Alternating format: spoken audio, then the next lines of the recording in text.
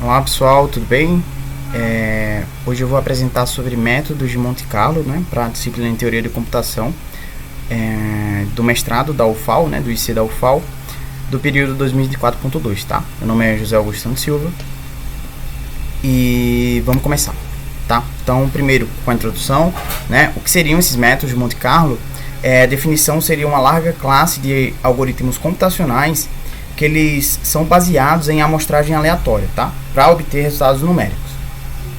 E a ideia principal é utilizar essa aleatoriedade para resolver problemas que são determinísticos em princípio. Tá? E a origem do nome vem de uma inspiração em um cassino de Monte Carlo, né? Que é a cidade, né? Na verdade, que é o nome do cassino, né? Monte Carlo, em Mônaco. E foi desenvolvido pelo matemático Stanislaw Ulam, né? Que foi influenciado pelos hábitos de aposta do seu tio. Tá?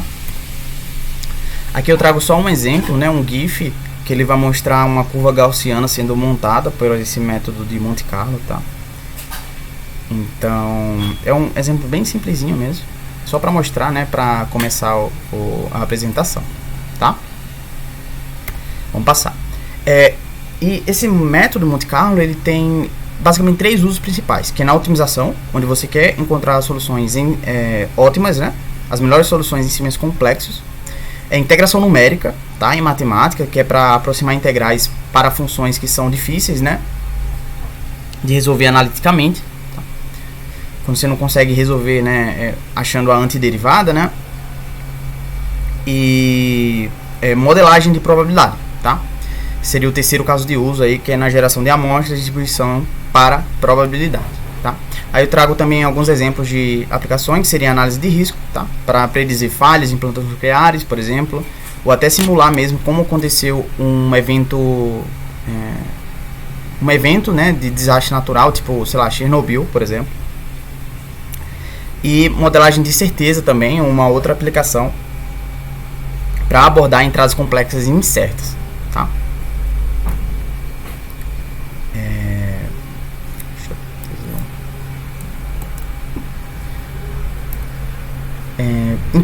Tá, aí sobre campos de aplicação também, trazer alguns campos, né, ciências obviamente, né, física, matemática e biologia, matemática e inteligência artificial também, né, estatística, criptografia, em finanças, né, para analisar riscos, né, e precificação de ações, de ativos, ciências sociais, aí nos fenômenos sociológicos, né, na psicologia e na ciência política, tá, e também vem com alguns desafios, o uso do Monte Carlo, né, que tem esse trade-off, né, que seria esse balanceio entre a acurácia, né, a assertividade no método e o custo computacional, tá? Então é sabido que para você aumentar a acurácia, você aumenta a amostragem, para aumentar a amostragem você precisa de um custo computacional maior, tá? Você tem a maldição da dimensionalidade também, que quer dizer que a eficiência do método ele vai diminuir com problemas de alta dimensão, tá? Por um motivo bem direto, que é quando você aumenta a dimensão, você aumenta exponencialmente ali o espaço, né, o volume da área, né, do domínio do problema, então a eficiência vai diminuir naturalmente, né, nesses cenários. Tá.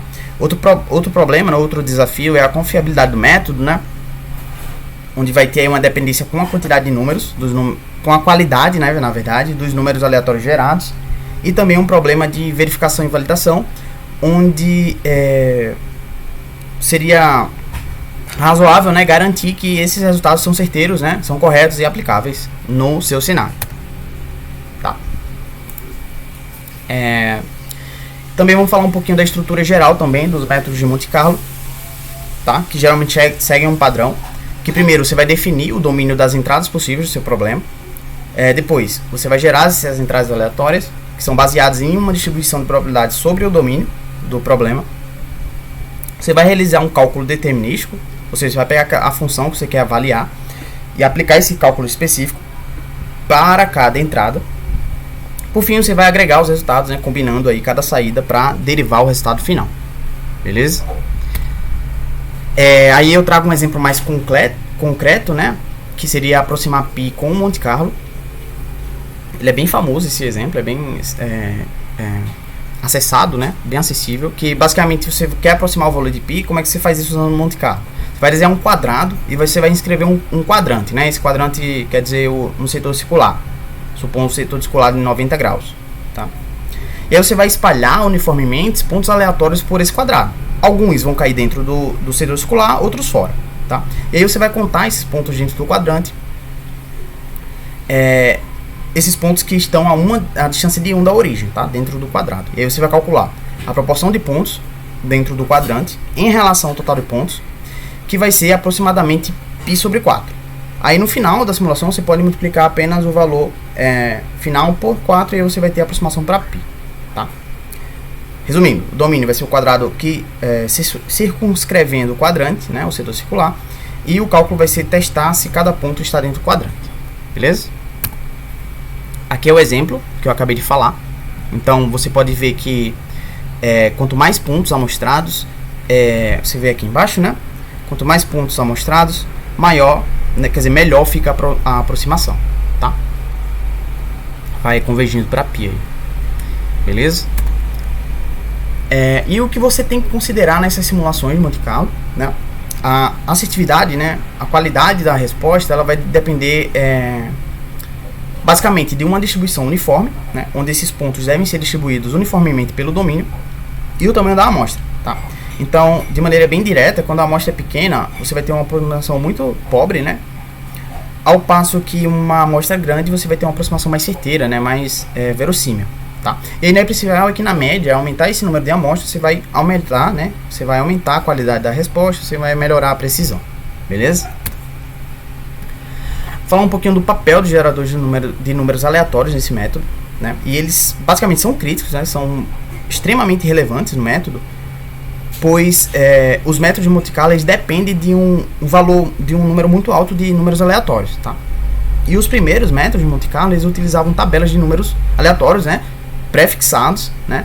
Funcionava, mas era de maneira muito lenta e limitada. E avanços surgiram para e eles utilizaram, né? Foi desenvolvido geradores de número pseudo-aleatórios, tá? São rápidos e mais eficientes, tá? E permitiu o uso generalizado dessas simulações de Monte Carlo em aplicações modernas, e a gente vê hoje em dia em todo o canto praticamente, toda a área, né? Aí vamos ver também qual é a classe de problemas, né, onde ele é útil. A gente já adiantou, mas o Monte Carlo ele se destaca em problemas com várias variáveis acopladas, né, ou significantemente incertas, ou seja, são exatamente os problemas que resolver analiticamente seria impraticável, seria inviável, tá? E as principais classes de problema, como a gente já adiantou, seria a otimização numérica, né? Integração numérica e geração de amostras a partir de distribuições de probabilidades, certo? Aí trago também algumas aplicações, aplicação em física, por exemplo, simulação de sistemas complexos. Aí você vai encontrar fluidos, materiais desordenados, sólidos fortemente acoplados, né? Estruturas celulares, tá? Como o modelo celular de ponte, sistemas de partículas interativas, modelos cinéticos de gás, tá? E por que utilizar Monte Carlo, né? Ele vai lidar ali com sistemas com vários graus de liberdade, né? De maneira efetiva, como a gente já viu, que é bem o caso de uso do Monte Carlo, tá? Por ser esse método estocástico aí, né? Também tem aplicação em engenharia e negócios, tá? Eu trago exemplos aqui de sistemas de engenharia, como missões espaciais, exploração de petróleo, design de aeronaves, modelagem também de plantas nucleares, né? Muito legal, muito bacana essa aplicação. E onde se encaixam nesses usos-chave, né?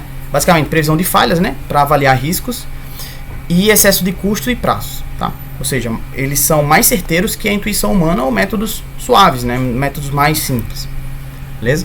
E exemplo de negócio, calcular risco sob condições incertas, beleza? A aplicação de Monte Carlo na matemática, a gente consegue ver integrais multidimensionais, né? Como um caso de uso, para realizar essas integrais complexas com limites desafiadores, né? Com limites mais restritos ali, mais desafiadores mesmo. E também o MCMC, né? Que é o Monte Carlo para cadeias de Markov, né? Eles são utilizados para distribuições de probabilidade parametrizadas, ou seja, com parâmetros, né?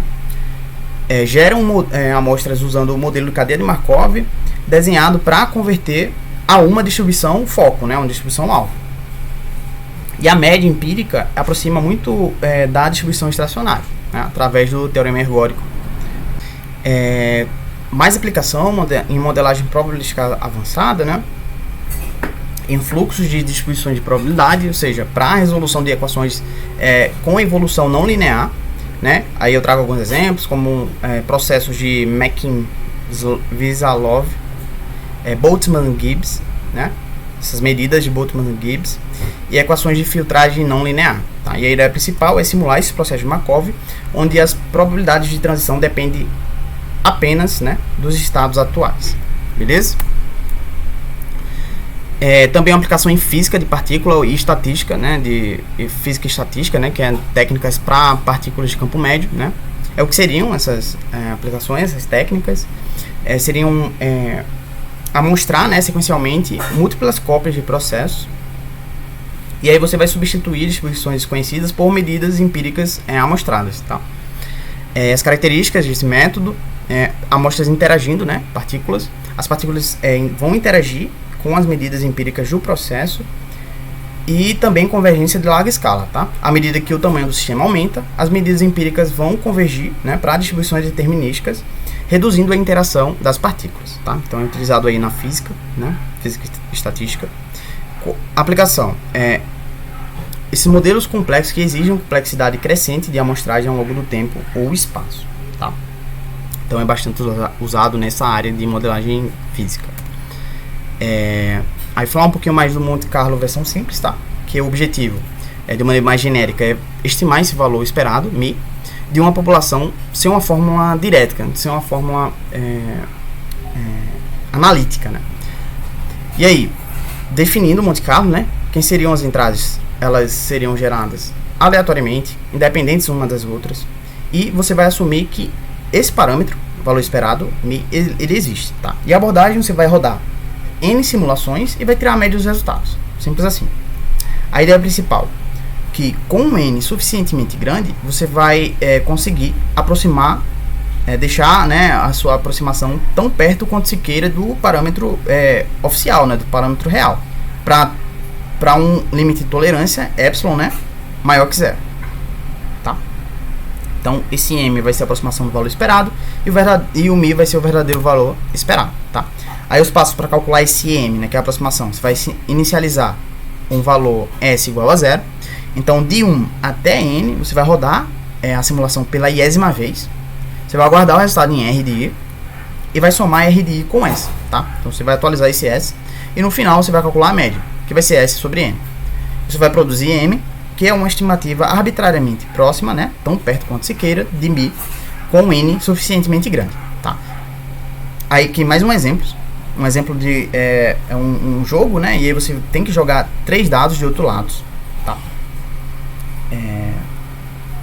Qual o problema? Você vai estimar o número esperado de jogadas para que o total de 3 dados de 8 lados seja pelo menos o resultado T, né? Igual a T. Aí tem algumas suposições chaves, né? Principais, né? Que os dados vão ser jogados aleatoriamente, que os dados jogados são aleatoriamente distribuídos independentes, tá? E que esse valor μ, ele existe, né? Esse parâmetro μ existe. Então, você vai, mais uma vez, vai inicializar S igual a zero, vai jogar N vezes, né? Jogar os dados, os 3 dados, até que o total seja maior ou igual que T. Você vai guardar o número de jogadas, R de I, e vai somar esse R de I com S. Então, S vai ser igual a S mais R de I. E, por fim, você vai calcular o M, né? Que é a média, tá? E o resultado, né? Para um N grande, M aproxima muito bem de μ. Tá? Com qualquer acurácia desejada epsilon, né? Ou seja, para um N suficientemente grande, você vai ter uma acurácia, né, muito, boa, né, a partir do parâmetro. E aí, um dos problemas é definir esse valor N. Tá? Escolher esse N suficientemente grande para garantir a estimativa que M vai estar a uma distância de μ menos M, né, o módulo, do valor verdadeiro com o desejado nível de confiança. Então tem um passo a passo, tá? Você vai definir a tolerância que você quer, um número positivo. Você vai definir o nível de confiança, né? Seria a probabilidade de M estar a epsilon, distância de U, de μ, na verdade. E você vai usar o z-score correspondente para esse nível de confiança escolhido, tá? E você, no terceiro passo, você vai estimar a variância. Ou seja, você vai executar K simulações de pequenas amostras para calcular a variância dessa amostra, tá? E é importante notar que até para um K muito menor que N, essa variância calculada ela vai ser tipicamente estável, tá? E a ideia é tentar achar esse N ou limitar esse N inferiormente utilizando epsilon escolhido, o nível de confiança escolhido e a variância, tá? Garantido que os resultados são confiáveis pelo método de Monte Carlo, tá? No nível de confiança desejado. Esse é o algoritmo para você calcular a variância, tá? Ele calcula a variância em um passo, enquanto minimiza a possibilidade de que o erro numérico acumulado produza resultados errôneos. Aí você vai ter o algoritmo, né, o pseudocódigo, tá? E aí, quando o algoritmo finaliza, né, esse parâmetro estimado, o M de K, é a média dos K resultados. Tá? E o S, o N, na verdade, né, o número vai ser suficientemente grande quando o N for maior ou igual que S quadrado, né, que é a variância, dividido pelo o Z-score, né, do nível de confiança, multiplicado pelo erro ao quadrado. Tá? E aí, tem duas possibilidades. Se o N for menor ou igual que K, né, esse número ótimo, né, número suficientemente grande for menor ou igual que K, então o M de K vai ser igual a M. E aí você não precisa simular mais nada, né, porque você já chegou num N suficientemente grande. Tá? Agora, se N é maior que K, então N simulações podem ser rodadas do zero, ou já que K você tem que rodar N simulações, tá? Então, já que K simulações já foram rodadas, você tem que rodar apenas N menos K simulações, tá? E aí, pseudocódigo aqui para você rodar o resto das simulações, né? Que vai de K mais 1 até N, beleza? Também tem a versão para definir o N para resultados limitados, ou seja, quando você conhece que essa sua saída é limitada, tá? Você pode usar uma fórmula.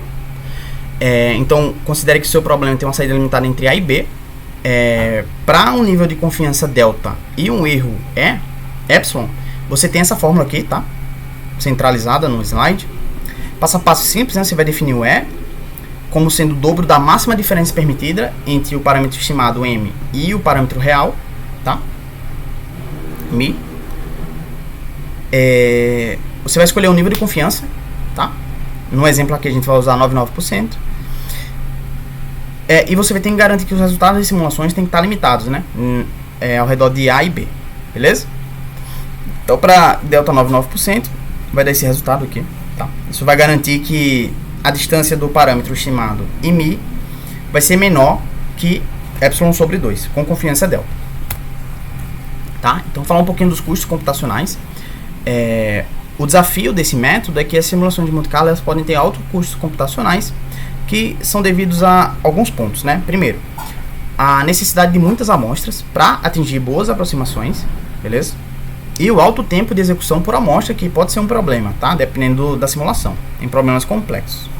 E qual seria a solução? Os métodos de Monte Carlo eles são extremamente paralelizáveis, permitindo que o custo, né, de produzir esse resultado, de agregação de resultados, seja reduzido. Tá? Então existem algumas estratégias de computação paralela para lidar com esse custo computacional.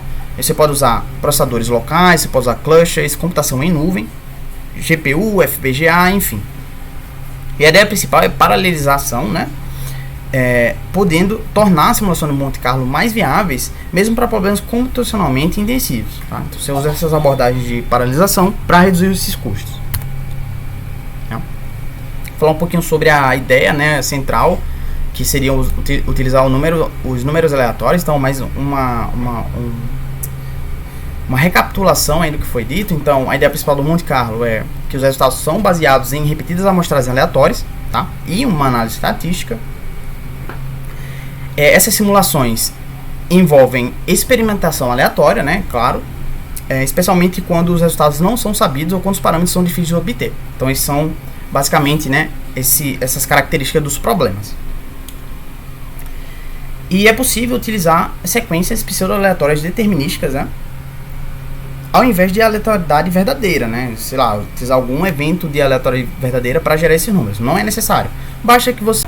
Então, recapitulando, né, o método Monte Carlo e os números aleatórios. Então, basicamente, a ideia principal, como a gente já viu, é que os resultados são baseados em repetidas amostragens, né, aleatórias e uma análise estatística nesses resultados. E essas simulações de Monte Carlo, elas envolvem experimentação aleatória, né? Especialmente quando os resultados não são sabidos ou parâmetros são difíceis de se obter, que é justamente o caso de uso, né, as características do problema de um caso de uso em Monte Carlo. Tá? E também você pode usar sequências pseudo-aleatórias determinísticas ao invés de aleatoriedade verdadeira para ser eficiente, ou seja, você não precisa recorrer a um evento realmente, verdadeiramente aleatório, né, se é que isso existe, mas você não precisaria recorrer a esses eventos verdadeiros para fazer as simulações. Você basta usar um bom gerador de número pseudo-aleatório, tá? E aí, há algumas qualidades-chave nas simulações de Monte Carlo, né, que são chamados de características de Savvilovsky, né, para você garantir que as simulações são de alta qualidade. Por exemplo, a primeira característica é você ter um bom gerador de pseudo-aleatório que se traduz em uma sequência longa sem repetição, tá? Ou seja, com um período longo, tá? Esses valores gerados, eles têm que passar por um teste estatístico de aleatoriedade. Então, eles têm que passar, né? Tem que dar ok, né, para o teste estatístico, tá?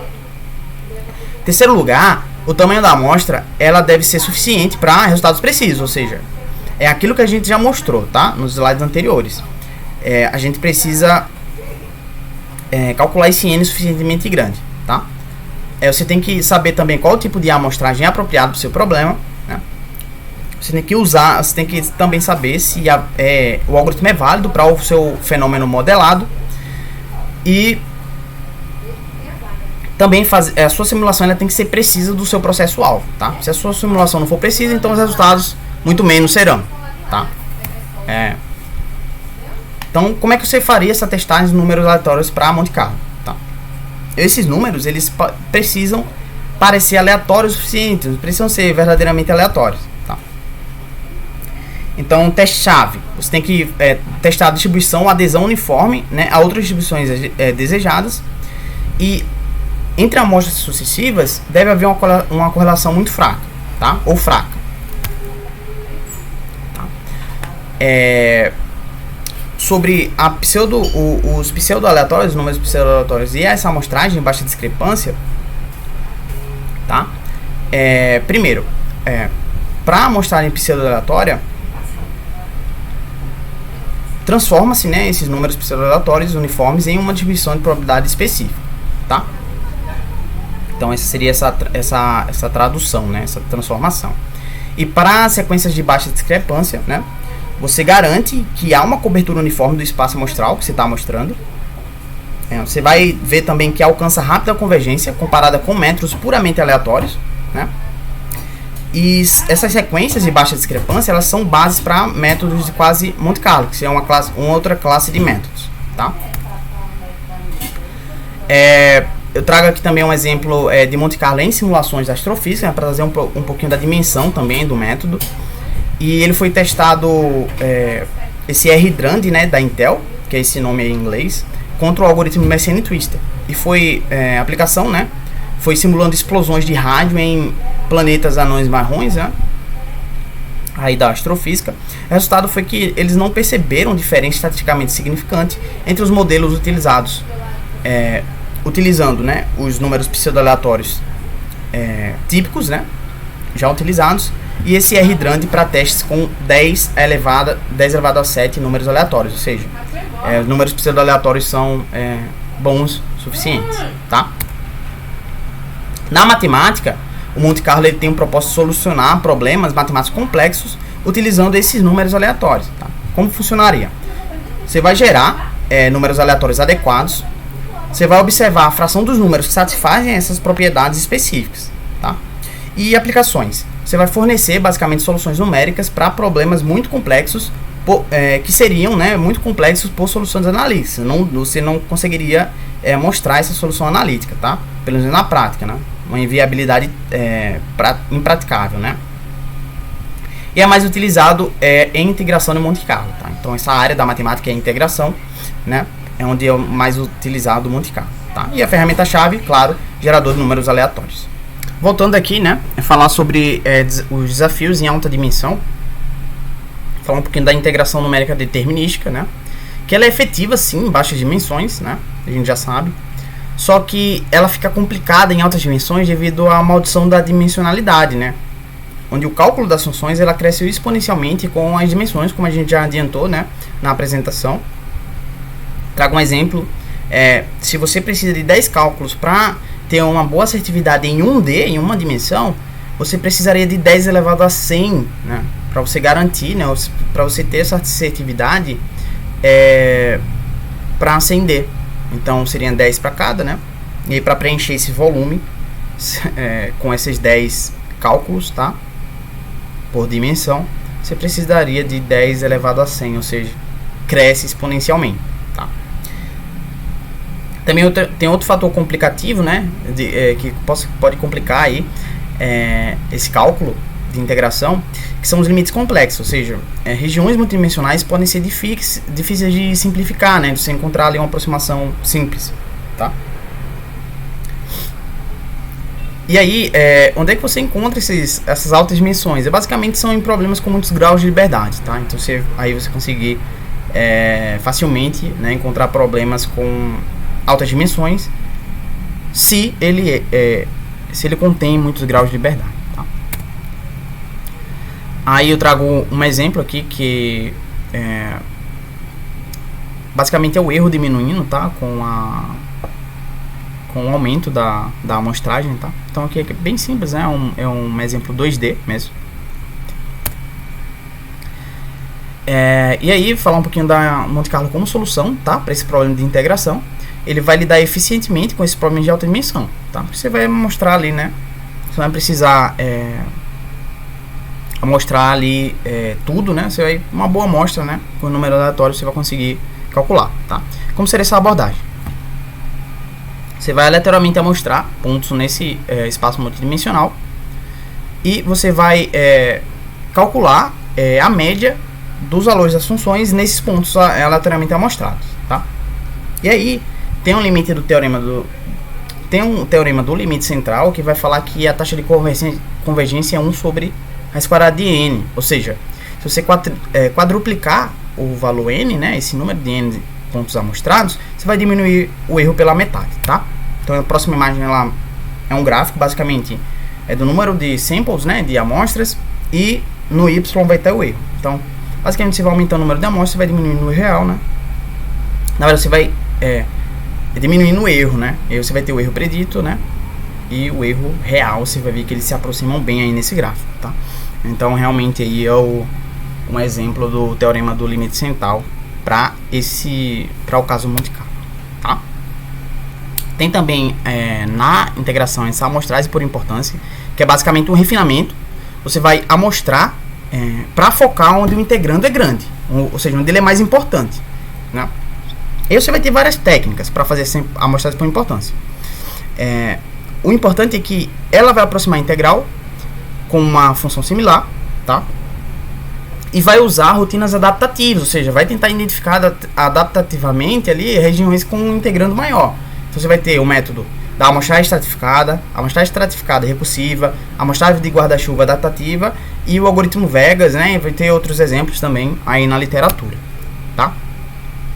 Tem também na integração esse método quase Monte Carlo, né? Como a gente já adiantou, ele vai utilizar sequências de baixa discrepância, tá? Basicamente vai fazer a distribuição dos pontos para preencher melhor a área e ao mesmo tempo vai amostrar os pontos importantes com mais frequência, tá? E o benefício, claro, convergência mais rápida quando comparada com métodos de Monte Carlo padrões, tá? Convencionais. Também no Monte Carlo, na integração você vai ter também o Monte Carlo para cadeia de Markov, né? Vai simular passeios aleatórios ali sobre um volume e vai incluir esses métodos, né? Como o algoritmo Metropole-Hastings, né? Que foi um dos primeiros. Tem a amostragem de Gibbs, o algoritmo de Wang e Landau e métodos MCMC interativos, né? Como amostradores sequenciais de Monte Carlo, enfim. Você vai ter mais exemplos aí na literatura também, tá?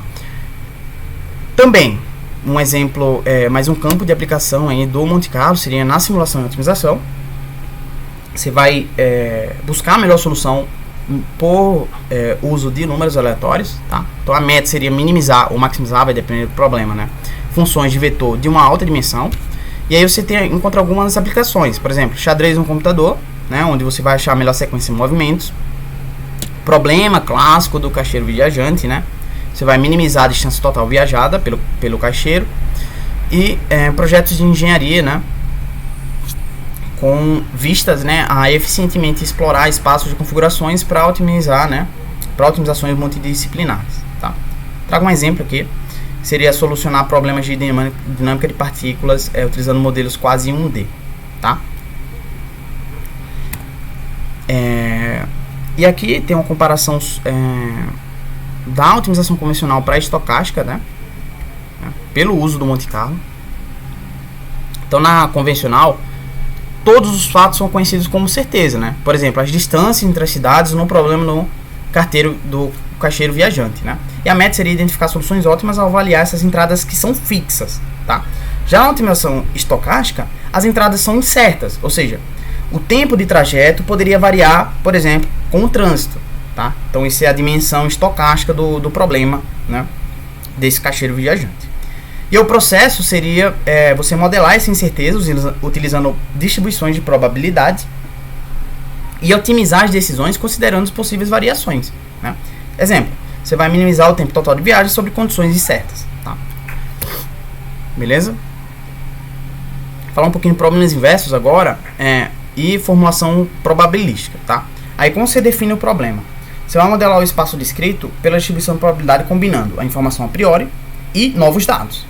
Tá? Então, o que você sabe antes e os dados que estão entrando, os novos, né? De parâmetros que são observáveis. E os desafios são, basicamente, esse relacionamento não linear entre os dados e parâmetros do modelo. E a probabilidade posterior, ou seja, que vem da junção do priori com novos dados, né? Ela pode ser multimodal ou pode conter, né, a falta de momentos bem definidos. Tá? Ainda no problema inverso, tem limitações do modelo de máxima verossimilhança, tá? Além dessa máxima verossimilhança, esses modelos sozinhos são frequentemente insuficientes, tá? Então, objetivos-chave incluem avaliar o poder de resolução desses dados, tá? Também há desafios em altas dimensões, né? Esses espaços parâmetros grandes fazem com que a inspeção marginal, né, das probabilidades sejam impraticáveis. E solução, seria uma solução, gerar modelos pseudo-aleatórios de acordo com a probabilidade posterior, tá? E analisar e exibir modelos para transmitir essas informações de verossimilhança relativas com mais eficiência, né? Mais efetivas, na verdade. Tá? Então, alguns métodos de Monte Carlo para problemas inversos, né? A gente já adiantou, né? A amostragem por importância. Você vai gerar modelos de forma eficiente usando métodos como algoritmo de Metrópolis. E características, né? Basicamente lidar com problemas não lineares com informações prévias que são complexas, tá? E levar em conta também dados com distribuições arbitrárias de ruído, tá? Benefícios dessa abordagem que permitiria, né, a análise de problemas inversos sem fórmulas a priori explícitas, tá? Então, basicamente esse problema inverso, né? Tá? Aí eu trago também o uso do Monte Carlo no projeto Manhattan, né? Que o contexto foi desenvolvido durante a Segunda Guerra Mundial, né? O projeto Manhattan, para criar a primeira arma nuclear, né? E o objetivo era entender o comportamento dos nêutrons em materiais físseis, né? Para o projeto de reatores nucleares e bombas. Tá? E a aplicação? Ele foi usado para simular caminhos aleatórios de nêutrons, utilizando a amostragem aleatória e análise estatística, e também para probabilidades previstas de reações em cadeia essenciais para a funcionalidade da arma, né? Então ele foi utilizado nesse contexto aí, né? Foi desenvolvido, na verdade, nesse contexto. Tá? E aí, falar um pouquinho do impacto e legado do Monte Carlo. Ele tem um poder e uma versatilidade muito comprovada, né? Já na literatura e na prática também, para resolver problemas complexos. Foi chave para o sucesso do projeto Manhattan. E o seu legado, né? Agora é uma técnica padrão em vários... E agora também é uma técnica padrão, né? Em diversos campos aí na atualidade, né? Na modernidade, como física, finanças, engenharia, ciência de computação, enfim. Aplicações muito largas, né? E a ideia principal, basicamente, abordar a complexidade via amostragem aleatória e análise estatística. E foi um divisor de águas na modelagem e simulação computacional. Tá? Então chegamos ao fim aqui da apresentação. Falei um pouquinho sobre o método Monte Carlo, né, como um modelo de computação estocástico, né, como um método estocástico de computação, né, que tem utilizado, que tem auxiliado, né, aí vários campos da ciência e também do dia a dia, da prática, né, das aplicações, né? Então tendo muito sucesso, né? Aí, é isso.